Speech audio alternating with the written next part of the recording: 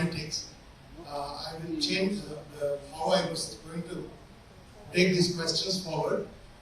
I'm going to restrict the first few questions to Karnataka, and if time permits, we can delve into the national arena as well. And we hopefully will have time for 2 or 3 questions. Mr. Shah, you've been very popular with this crowd, as you can see, but I'm going to trouble them with some of the questions I'm going to ask. Firstly, I'll turn to Karnataka. You spoke about Uttar Pradesh caste politics. See, BJP in Karnataka up till now has been seen, whether it's right or wrong, as a caste-based, party, not really like a Hindutva party. And in recent months, as we head to elections, we are seeing, an upsurge of these identity-related issues like hijab, halal, and all that. And many people feel that this was not necessary. Do you think that this is keeping in the spirit of Sabka Vishwas? That's my first question to you. देखिए, जहाँ तक हिजाब का सवाल है, supreme court में case pending है, मगर मैं गाइडेडली जरूर कहना चाहूँगा कि यहाँ पर जो कोई भी विवाद हुआ, इस स्कूल में और एजुकेशनल इंस्टीट्यूशन में हिजाब पहनने के लिए, अपने घर में हिजाब पहनने के लिए, अपने कल्चरल प्रोग्राम में हिजाब पहनने के लिए नहीं हुआ। तो यहाँ पर इतना तो तय करना पड़ेगा कि स्कूल के ड्रेस कोड से चलना पड़ेगा, वरना सब लोग अपने अपने कपड़े पहनकर आएंगे तो ड्रेस ही नहीं बचेगा। और ड्रेस बच्चों के लिए इक्वालिटी का कल्चर डेवलप करने के लिए, इक्वालिटी का संस्कार डेवलप करने के लिए बहुत महत्वपूर्ण है। उसको सीधा हिंदू मुस्लिम के चश्मे से मत देखिए, हमने चश्मा बदलना पड़ेगा। एक बच्चा धनवान पढ़ता है कक्षा में और एक बहुत गरीब पढ़ता है। अगर धनवान बच्चा सूट बूट पहनकर आएगा और गरीब बच्चा फटी हुई हाफ पैंट पहनकर आएगा तो इंफीरियरिटी कॉम्प्लेक्स खड़ा होगा या नहीं होगा? तो इसीलिए स्कूल ड्रेस की व्यवस्था करी है, कैंपस के ड्रेस की व्यवस्था करी है, एक समानता का कल्चर खड़ा करने के लिए देश में। और मैं मानता हूं संस्कार डालने के लिए स्कूल का एज ही बहुत महत्वपूर्ण होता है, तो उसको उस दृष्टि से नहीं देखना चाहिए, इसको एक व्यापक दृष्टि से देखना चाहिए, इसको ईगो प्रॉब्लम भी नहीं बनानी चाहिए। एक बार और कोर्ट का ऑर्डर में मैंने ध्यान से पढ़ा है, कोर्ट ने ये भी कहा है कि कोई भगवा फटका डालकर भी नहीं आ सकता, कोई हिजाब भी नहीं पहन सकता, सबने स्कूल का ड्रेस पहना। किसी को भगवा कपड़ा नहीं पहनना है, भगवा फटका नहीं डाल, इसमें भी बुरा नहीं मानना चाहिए। किसी को हिजाब नहीं पहनना है, उसमें भी अपने घर पर सारा कपड़ा जो मन में हो, अपना कल्चर हो, अपना रिलीजन हो, अपनी संस्कृति हो, वो पहन ही सकते हैं। बच्चा तो स्कूल में 6 घंटे जाता है, तो मुझे लगता है उसको एक अलग परिप्रेक्ष्य में हमें देखना चाहिए। जहां तक जातिवाद की बात है, देखिए एक बात समझ लीजिए, जाति का रिप्रेजेंटेशन गलत बात नहीं, मगर जाति का व्यक्ति सत्ता पर आकर अपनी जाति का ही डेवलपमेंट करेगा या तो इसकी प्रायोरिटी तय करेगा, ये ठीक बात। और भारतीय जनता पार्टी पर कोई आरोप नहीं लगा सकता। हमारी डेवलपमेंट की सभी प्रोग्राम पॉलिसी ड्रिवन होते हैं, सबके लिए होते हैं, और इसमें मोदी जी के मंत्र के आधार पर ही हम आगे चलते हैं। सबका साथ, सबका विश्वास, सबका प्रयास, ये हमारा मंत्र है। इसके आधार पर ही हम डेवलपमेंट के किसी भी प्रोग्राम में ना कास्ट, ना धर्म, ना किसी भी प्रकार की क्षेत्र की बात, रीजन की बात भी नहीं होती। वो क्षेत्र के डेवलपमेंट में कितना पिछड़ा है, इसके आधार पर ही इसके लिए बजट का प्लानिंग और बाकी सब चीजों को किया जाता है। Thank you, sir. I asked this question, because no party till now in India, no combination has got more than 50% of the vote, because of what you said is the multi-party democracy. It doesn't have. And when you talk of a paradigm shift, when the 2019 election happened, many foreign media intellectuals from India fed that information, and many foreign media people opined that there was a Hindu caste consolidation, which they of course said that in negative terms, that castes were coming together, and there was a rise of Hindu majoritarianism in the country. That is the reason I'm asking this question. So, can you broad base? Wouldn't be your effort to broad base the Bharatiya Janata Party in Karnataka as well? So it represents support from various castes, not just one or two. नहीं, मैं आपको बताता हूँ, हमें कर्नाटक में भी 52% और 2019 के इलेक्शन में मिला है। ऐसा नहीं है 50% से ज्यादा वोट नहीं मिला है। देश के 16 राज्यों में भारतीय जनता पार्टी को 2019 में 50% से ज्यादा वोट मिला है, और ये एकमात्र पार्टी यही बताता है कि हमारा सबके लिए अच्छा सोच है। और जहां तक बेस को ब्रॉड करने की बात है, एक्सपांड करने की बात है, पार्टी अकेली नहीं कर सकती। लोगों ने भी हमें वास्तविकता में हम जैसे ऐसे पहचान कर वोट देना पड़ेगा, तभी तो हम बड़े होंगे। तो मैं तो सबको रिक्वेस्ट करता हूँ, सभी लोग हमें वोट दें। हम अकेले नहीं कर सकते, हम एफर्ट्स कर सकते हैं अपनी बात को बोल्डली पब्लिक के सामने ले, परंतु वो वोट प्राप्त करने के लिए हम एपिसमेंट नहीं कर सकते, क्योंकि हमारी पॉलिसी है। तो थोड़ा समय तक हमें सहन करना पड़ेगा, परंतु ये कंट्री के भी इंटरेस्ट में है और बीजेपी के भी इंटरेस्ट में है। कोई समूह, कोई कास्ट या कोई वर्ग हमसे दूर है, इसके लिए हम इसको कुछ एक्स्ट्रा बजट में से दे दे और इसको हमारे साथ ले ले, ये हमारा पॉलिसी नहीं है। बजट का प्रोविजन, बजट का आवंटन केवल और केवल डेवलपमेंट की कितना पिछड़ापन है इसके आधार पर ही होना चाहिए। Thank you, sir. And finally, one more question on Karnataka. And to be fair, this is not a question against this present incumbent government or BJP itself. नहीं, इसके खिलाफ है तो भी No, not this one. The question I'm going to ask now. I'm going to ask a question on corruption, because one of in the Sankalp Patra of 2019, you said corruption mukt Bharat is what you've been promised. You have been promising.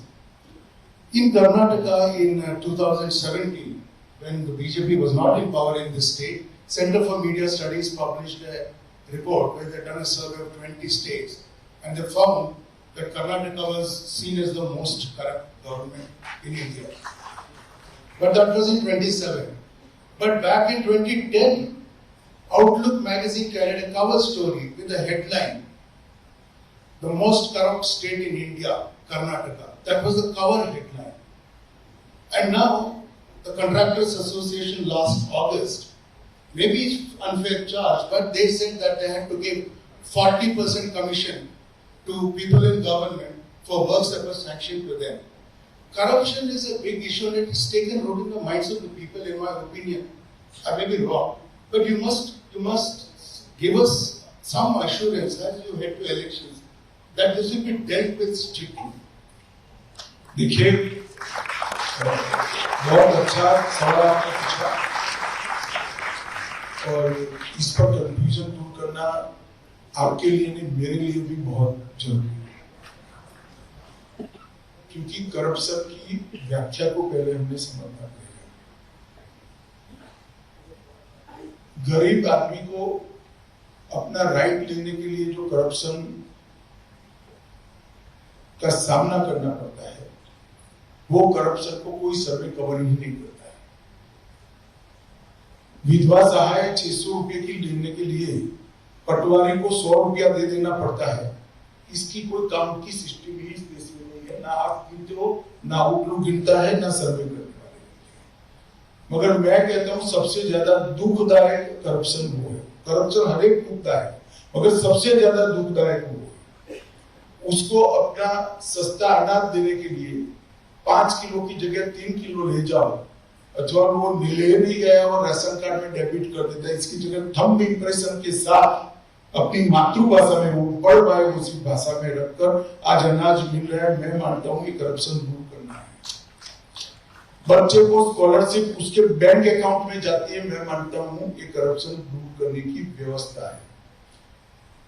हर एक किसान को 6,000 रुपया देना है, कहीं लेना नहीं जाना है, सीधा इसके बैंक अकाउंट में मिल रहा है। मैं मानता हूँ करप्शन दूर करने की। तो मैं तो सबसे पहले करप्शन की आपकी व्याख्या को ब्रॉड करना चाहता हूं, और ये सारे जो करप्शन 70-80 करोड़ लोगों को रोज तकलीफ देते थे, वो सारे करप्शन नरेंद्र मोदी सरकार ने टेक्नोलॉजी का उपयोग करके समाप्त कर दिया। एक किसान को 7 बार का उतारा लेना है, जन्म या मृत्यु की आज वो सीएससी पर जाकर 2 रुपया देकर निकाल देता है, 1 पैसा नहीं देना है उसको। बर्थ सर्टिफिकेट लेना है या मृत्यु का सर्टिफिकेट लेना है या अपनी प्रॉपर्टी का सर्टिफिकेट, ये ऑनलाइन हो गया है। तो ये बहुत बड़ा शिफ्ट हुआ है, जिसको मैं मानता हूं देश की जनता ने जानना भी चाहिए, एक्नॉलेज भी करना चाहिए। दूसरा जो करप्शन आप कहते हैं, सबसे बड़ा करप्शन होता था पहले पॉलिटिकल पार्टी। नरेंद्र मोदी सरकार ने ही पहले पॉलिटिकल पार्टी के कैश लेने की सीमा बढ़ी थी। नरेंद्र मोदी सरकार ने इसको 2000 रुपया, 2000 से ज्यादा आप कैश नहीं दे सकते हो, ना दे सकते हो। तो वहां पर भी, क्योंकि जो चंदा देते थे वो फिर चंदे के लिए अपना काम लेकर आते थे। अब चंदा चेक से लिया जाता है, ट्रांसपेरेंसी लाने का काम भारतीय जनता पार्टी की सरकार की। और तीसरा करप्शन का तरीका है कि कॉन्ट्रैक्टर में करप्शन होगा या सरकारी ठेके में करप्शन होगा या कई प्रकार के चीजों में करप्शन होता है, जो बड़े करप्शन। इसके लिए भी कानून का एक इंफ्रास्ट्रक्चर बनाने का काम भारतीय जनता पार्टी की सरकार ने किया। मैं ऐसा नहीं कहता कि 14 के बाद ही करप्शन संपूर्ण समाप्त हो गया, परंतु आय से ज्यादा संपत्ति है तो जब्त करने का कानून हम लेकर आए। चाहे सरकारी नौकर है, चाहे नेता है, कोई भी है, पहले जब्त नहीं हो पाती, अब जब्त हो पाती है। उनको जेल में डालने का प्रोविजन भी, इसीलिए हमें ईडी कर रोज गाली बोलते हैं। जेल में डालने का प्रोविजन भी हम लेकर आए और प्रोसेस चले, और ये सारी चीजें कोर्ट के साथ लिंक करें। और मैं अभी भी कहता हूं कि जनता जितनी कठोर होगी, इतना करप्शन सीख हो जाएगा। जनता ने भी करप्ट लोगों को चिन्हित करना चाहिए। ऐसा नहीं है कि करप्शन छिप सकता है। मैं 27 साल से चुना हुआ प्रतिनिधि हूं, 5 बार विधायक चुना गया, 1 बार राज्यसभा सदस्य आधी टर्म, और 1 बार लोकसभा सदस्य। मेरे जीवन शैली में परिवर्तन आता है तो पब्लिक देखती है कि पहले अमित भाई के घर पर जाते थे तो कैसा चाय का कप होता था, कैसा होता है, तुरंत देखते हैं। अमित भाई की पत्नी की चप्पल की हील कितनी बड़ी हो गई है, देखते हैं। और जनता इसके आधार पर वोट भी डालती है। जहां तक भारतीय जनता पार्टी का सवाल है, हमारा 0 टॉलरेंस है। कई बार हमने बड़े बड़े दिग्गजों को सार्वजनिक, जब तक न्याय की प्रक्रिया न हो तब तक उसके लिए कुछ कहना या इसको ऐसे घोषित करना संभव नहीं है, मगर हमने टिकट तय करते हुए कई लोगों के लिए जो परसेप्शन बना था, वो परसेप्शन को भी हमने एड्रेस किया है। और इसमें रिलेटिव तरीके से मैं मानता हूं कि सबसे ज्यादा sensitive party Bharatiya Janata party है। और ये बात को हम भी मानते हैं, Bharatiya Janata party as a party भी मानती है। इस पर और ज्यादा सख्ती की जरूरत है और ज्यादा करने की भी जरूरत है। Thank you, sir. See, this is Bangalore city, so I think it's a relevant question to ask you. You know, Modi ji ने एक interview में कहा, he said that we don't need, you don't have to have a person using discretionary powers to grant a project. You can put it in a form. If you meet the criteria, you automatically get. Actually, AI can do this better, I think. Bangaloreans should support this idea, I think, to actually grant projects. Should have a system where it's automatically granted. मैं बताता हूँ प्रकाश जी, हमने क्या किया इस देश में, aspirational district का लिस्ट बना दिया जो विकास के 30 पैरामीटर्स में सबसे पीछे है। सरकार की हर योजना सबसे पहले वो डिस्ट्रिक्ट में जाए, और वो डिस्ट्रिक्ट अब धीरे धीरे डेवलप डिस्ट्रिक्ट की नजदीक आए। तो ग्रांट का आवंटन वो डिस्ट्रिक्ट में ज्यादातर हमारे सांसद नहीं है, अगर ऐसे नहीं होता है कि जहां मेरा सांसद है वहीं ग्रांट है, हमने तय कर दिया कि इस 30 पैरामीटर्स को जो डिस्ट्रिक्ट नेशनल एवरेज को मैच नहीं करते हैं उनको हमने एक प्रकार से अलग दृष्टि से कहते हैं पिछड़े वो जिलों में, तो ग्रांट की प्रायोरिटी वही है। ये पैरामीटर्स तय किया कि 30 पैरामीटर्स में जो डिस्ट्रिक्ट नेशनल एवरेज को मैच नहीं करता है उसको पहले प्रायोरिटी, और इसी प्रकार से पॉलिटिक्स से ऊपर उठकर देश के विकास का स्केच और मैप दोनों बना सकते हैं और धीरे धीरे सभी डिस्ट्रिक्ट को एक लेवल पर ला सकते हैं। हमने इस दिशा में बहुत सारा काम किया, मैंने तो एक उदाहरण दिया आपको, बहुत सारा काम किया है। जैसे हमने कहा कि भाई इतना सारा चीजों को हमने समस्या से मुक्त कराया, तो इसके लिए हमने तय कर दिया कि 2021 की 11 की जनगणना के वक्त, सामाजिक जनगणना के वक्त जो फैमिली बैकवर्ड मानी गई इकोनॉमिक दृष्टि से, उसको सबसे पहले देंगे। तो इसमें हिंदू भी है, मुसलमान भी है, क्रिश्चियन भी है, ट्राइबल भी है, दलित भी है, सभी। It's true. I've seen, even adversarial reporters saying that they've gone to the field and checked, and there's been no discrimination in the delivery of services, and नहीं, अगर इसमें किसी को आपत्ति है तो इसकी प्रक्रिया आर्टिकल लिखना एकमात्र प्रक्रिया नहीं है। सरकार में भी बताना चाहिए जो इसको करेक्ट कर पाए। अब 130 करोड़ लोगों को कुछ देना है, 5 लोग अगर बच गए हैं, इसी को ढूंढना है, तो ये तो वक्र दृष्टि है। मुझे लगता है वक्र दृष्टि से सबने बचना चाहिए, आपने भी बचना चाहिए। और वो 5 लोगों को भी करेक्शन की आप भेज सकते हो ना अथॉरिटीज को, अगर आर्टिकल भी लिख सकते हो, कोई आपत्ति नहीं, हम आर्टिकल पढ़ के भी करेक्ट कर लेंगे। अगर अथॉरिटी को भेज दोगे तो जल्दी करेक्ट हो जाएगा, आर्टिकल शायद पढ़ने में न भी आए। I have only 2 more questions, and we can open it to the audience on center-state relations. You mentioned when Prime Minister said that the relationship with the states will be in a spirit of cooperative federalism. That is the term he used, and he actually said GST is a working example of that. Whatever quibbles and some complaints are there about GST, I think at least most of the people here accept that GST is a very good example of that. But in other things, I think the devolution of power to the states, genuine decentralization. The quarrel is that it may not have happened. It is not just central to the states, but even from state to the districts, to panchayat level. You mentioned that Lok Sabha word comes from ancient Indian tradition. The idea of Sabha deriving from panchayat has not taken root. That would be a genuine paradigm shift. That is something maybe it started in Karnataka in a very big way. You should talk about that also. देखिए, सबसे पहले centre state मेरा department है, इसलिए मैं इसकी बात करूंगा। हमारे यहाँ बहुत डिस्कशन के बाद हमारे संविधान में, हमारे कॉन्स्टिट्यूशन में सेंट्रल, स्टेट और दोनों के साझा अधिकार तय कौन सा विषय किसका है वो। इसमें अगर भारतीय जनता पार्टी की सरकार ने अतिक्रमण किया है, एंक्रोचमेंट किया है स्टेट के राइट्स पर, तो कोई भी हमें बता सकता, कोई भी बता सकता, कोई भी कभी भी मुझे डायरेक्ट फोन कर सकता है, यहां से भी, इतने बड़े ऑडियंस में से भी खड़ा कर करता है। और आप जो कहते हैं कि जीएसटी एकमात्र, एक अच्छा उदाहरण ऐसा आपने कहा, जीएसटी की कोरोना इसका सबसे अच्छा उदाहरण। एक भी स्टेट कह दे कि हमें वैक्सीन नहीं मिली, समय पे नहीं मिली, एक भी स्टेट कह दे हमें ऑक्सीजन नहीं मिला है, समय पे नहीं मिला है, और एक भी स्टेट कह दे कि इंफ्रास्ट्रक्चर, हेल्थ इंफ्रास्ट्रक्चर खड़ा करने का पैसा हमें नहीं मिला, कोई नहीं कह सकता। और एक भी कंप्लेन आपने पढ़ी भी नहीं। सारे राज्यों को एप्रिसिएशन ना करे कोई दिक्कत नहीं, परंतु जो हकीकत है उसको बता दे, ये भी कई बार डेमोक्रेसी में बहुत जरूरी होता है।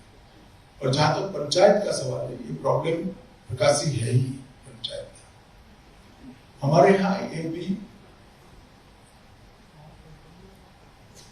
संवैधानिक सुधार एक प्रकार से थोड़ा नया है।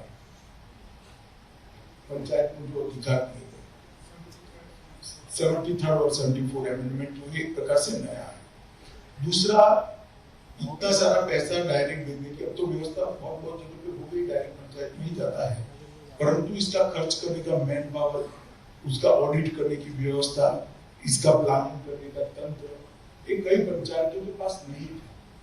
तो ढेर सारे राज्यों ने इसको स्लोली ग्रेजुअली नीचे परकोलेशन इसका किया है, क्योंकि जिला पंचायत तक आ गया, फिर जिला पंचायत ने पंचायत को भेजना था, तो पंचायत के पास मानो आपने 2 करोड़ रुपया भेज दिया, तो 2 करोड़ का काम का डिजाइन करने वाला स्टाफ ही नहीं था। अच्छा, टेंडर निकालने की व्यवस्था या इसको सरकारी नॉर्म्स के हिसाब से करे, ऐसी व्यवस्था ही नहीं। तो धीरे धीरे पॉपुलेशन हुआ है, क्योंकि नई व्यवस्था थी और टीचिंग प्रॉब्लम थे। मगर मुझे लगता है कि अब बड़ा सेटल हो चुका है, अभी समस्या बहुत कम जगह पे है, और अब तो जिला पंचायत में भी नहीं जाता है, सीधा सरपंच के अकाउंट में पैसा जाने है। और असिस्टेंस के लिए तहसील पंचायत की व्यवस्था भी हुई, तहसील पंचायत को डेवलपमेंट की काम में असिस्टेंट एक अच्छा स्ट्रक्चर धीरे धीरे बन गया है। Thank you, sir. I'm going to ask the last question. So sir, I was born in Bangalore. I'm saying personally, but I'm speaking for many Bangaloreans here, I think. This was a developed city 30 years ago. We have known him from the time he was a young person here. We could drink water out of a tap. That's a measure of development in Islam. It was a beautiful city. You mentioned 74th Amendment. We don't have a metropolitan planning committee here. This is an advanced city. We could have had it. We don't have. Projects are planned and done. You spoke about climate change. Our weather is ruined. Our roads are ruined. Our lives are ruined here. We have been asking for a suburban rail. Some money was sanctioned. But the work is so slow, we can never get that project completed. For decades, we don't have a comprehensive city development plan. It's a legacy problem that even our chief ministers inherited. We're not blaming him also, but saying somebody needs to resolve it. It's a center state issue. Karnataka is the only big significant state at the moment for you in the south. Bangalore is a very important city for India. You have to look after us. It's an appeal I ask on behalf of everybody.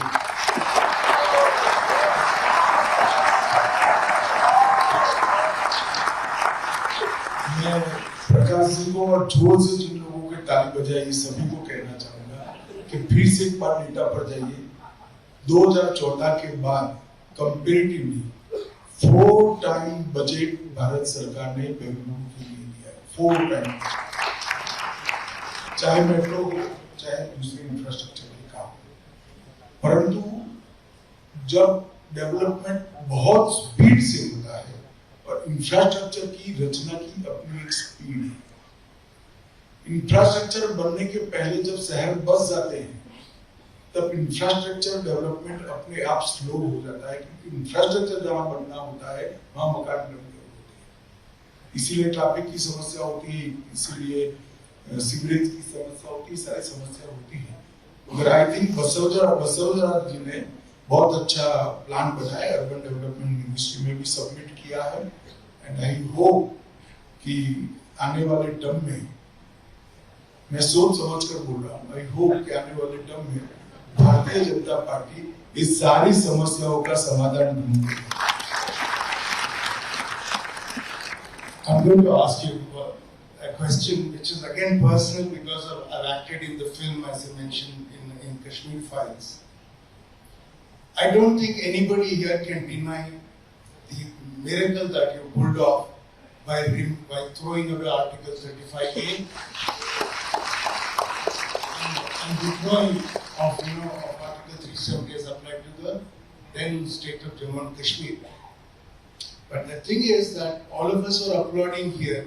I don't know whether we'll have the courage to invest there or buy land there or to live there. Even the displaced people, Pandits and others, those families seem to not have courage to go back there. When do you think we can have this a fully integrated Kashmir Valley? देखिए, एक बात आप समझ कर रखिए कि 70 साल तक आर्टिकल 370 ने कश्मीर और कश्मीर में विशेष कर घाटी के लोगों के मन में अलगाव का भाव खड़ा हुआ। That is why 370 was there. अब वो निकल गया है। एक घटना को स्वीकार करते करते करते एक समय लगेगा। आपने कश्मीरी पंडितों की बात करी, बहुत मीडिया ने शोर शराबा किया, कश्मीरी पंडितों के कर दिया, वो कर दिया, फला कर दिया, टीका कर दिया। 2022 में टोटल कश्मीर में के अंदर अप्रोक्सीमेटली 122 लोग मारे गए नागरिक, उसमें से 4 कश्मीरी पंडित, और टेररिस्टों ने सबसे ज्यादा किसी को मारा है तो मुसलमान भाइयों को मारा, ये वास्तविकता है। और पार्लियामेंट के फ्लोर पर भी मैंने जवाब दिया है। और जहां तक इन्वेस्टमेंट का सवाल है, आप समझ लीजिए आजादी से अब तक 2019 तक 12,000 करोड़ का इन्वेस्टमेंट आया था। एमओयू अब 35,000 करोड़ के हुए हैं और 12,000 करोड़ के प्रोजेक्ट ने 12,000 से ज्यादा करोड़ के प्रोजेक्ट ने लैंड खरीदने का काम तो वहां समाप्त कर दिया। तो एक और 70 साल का इन्वेस्टमेंट कश्मीर में गया है और एक और ये 3 साल में बहुत बड़ी बदलाव, बहुत बड़ा बदलाव है। और मैं इतना जरूर कहना चाहता हूँ कि आप पहले देखते होंगे पथराव हो गया, जुलूस निकल गए, हुर्रियत के साथ चर्चाएं हो रही है। आज हुर्रियत को हमने बैन कर दिया है, जमात इस्लामी को बैन कर दिया है। ना पथराव करने की किसी में हिम्मत है, ना जुलूस। देश में किसी को परमिशन नहीं। कश्मीर भी देश का हिस्सा, और आर्टिकल 370 और 35 ये हटाना ये बीजेपी के मूल आइडियोलॉजी के विषय पे इसलिए नहीं हटाया। ये मूल आइडियोलॉजी के विषय इसलिए थे बीजेपी के कि देश की एकता और अखंडता के लिए वो जरूरी थे।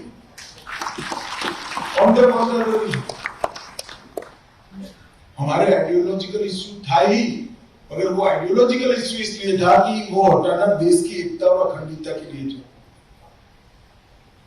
तो आप कश्मीर के लिए प्रकाश जी आप भी चिंता मत करिए, आप लोग भी मत चिंता करिए। मोदी जी के नेतृत्व में कश्मीर में एकदम 0 टॉलरेंस टुवर्ड्स टेररिज्म है और कोई नहीं। Thank you. Actually, we forgot to ask you, I omitted to ask you questions about your ministry. I think even if you can briefly talk about, both CAA and farm bills. It was universally believed that farmers should be relieved from the clutches of APMCs, middlemen, and moneylenders. It was universally free. There's a legacy issue from 1971 Bangladesh creation through Assam Accord. The Supreme Court monitored survey, to do the CAA. What went wrong? Why couldn't the government manage widespread, approval of these two policies or bills? देखिए, बहुत कम segment के अंदर CA का विरोध हुआ और CA का विरोध समझे बगैर हुआ है। काफी सारे लोगों ने मान लिया कि सीए किसी की नागरिकता ले लेने का कार्यक्रम है। सीए में कहीं पर भी किसी की सिटीजनशिप को लेने का प्रोविजन ही नहीं, सिटीजनशिप देने का प्रोविजन।